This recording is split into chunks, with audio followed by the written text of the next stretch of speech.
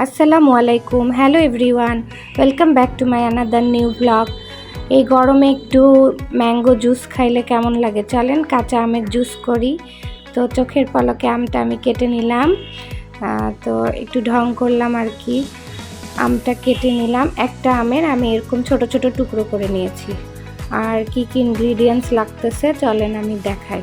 চিনি, বিট লবণ, কাঁচা আম, কাঁচা মরিচ, আর ঠান্ডা পানি তো অবশ্যই লাগবে, এটা তো বলার কিছু নাই।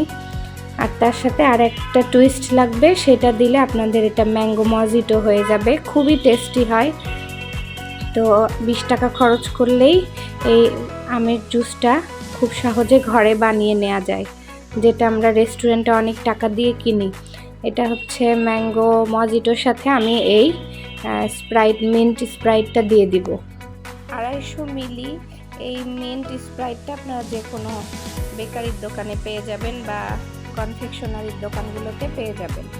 তো আমি এবার ব্লেন্ডারে চলে গেলাম সরাসরি। তো আমি কাঁচা আমগুলো দিয়ে নিলাম, তার সাথে আমি সব উপকরণগুলো এক এক করে ঢেলে দিচ্ছিলাম। এখানে 6 চামচের মতো চিনি আছে, আর 1 চামচের মতো বিট লবণ আছে।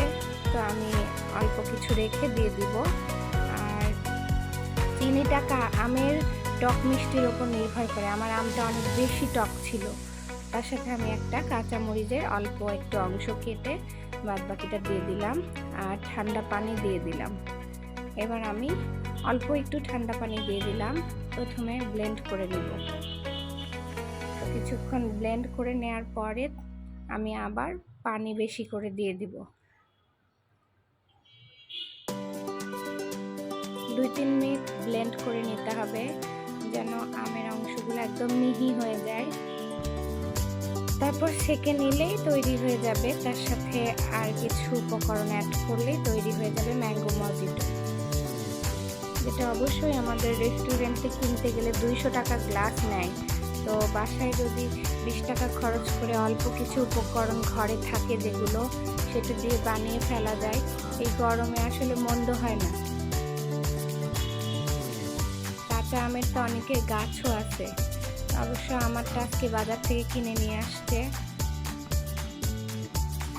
তো এই পর্যায়ে আমি পুরা বোতলের 1 লিটার পানির মতো দিয়ে দিলাম, দিয়ে আবার একটু 2-1 মিনিট বেশিক্ষণ ব্লেন্ড করতে হবে না। তারপর একটা বাটিতে আমি আমগুলো ছেঁকে নিচ্ছিলাম, কারণ এটা ব্লেন্ড করার পর একটা পিউরি বের হবে আমের, যেটা খেতে ভালো লাগে না, ওটা ছেঁকে নিলেই হয়। তো আমি একটা জগে ঢেলে নিয়েছি, তারপর একটা স্প্রাইটের পুরা বোতলটাই আমি অ্যাড করে দিলাম। তৈরি হয়ে গেল ম্যাঙ্গো মজিটো। এটা একটু পুদিনা পাতার ফ্লেভার আছে, খুব মজা লাগে খেতে। এটা আপনারা বাসায় পুদিনা পাতা অথবা সোডা ইউজ করেও আপনারা বানাইতে পারেন, লিকুইড সোডাও কিনতে পাওয়া যায় জুসে দেওয়ার জন্য। অত ভেজাল না করে এই একটা বোতল দিয়ে দিলেই সুন্দর জুস তৈরি হয়ে যায়। যে কোনো রেস্টুরেন্টে আমরা এই জুসগুলা অনেক টাকা দাম দিয়ে কিনে খেয়ে থাকি। এই গরমে খুবই মন তৃপ্তি করা একটা জিনিস এই জুসটা। তো বানিয়ে ফেললাম খুব সহজেই, অল্প কিছু উপকরণ দিয়ে ম্যাঙ্গো মজিটো তৈরি হয়ে গেল আমার ম্যাঙ্গো মজিটো। এভাবে করে আপনারাও খেয়ে দেখবেন, খুব মজা হয়। ধন্যবাদ সবাই।